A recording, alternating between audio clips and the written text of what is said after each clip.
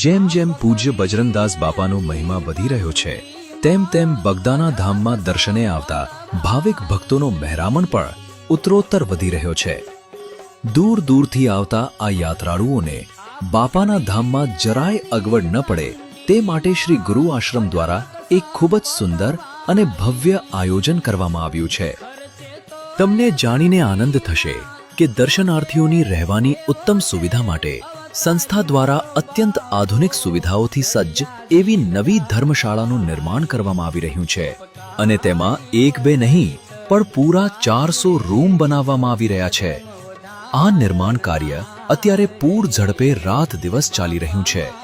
પણ શું કામ ખબર છે?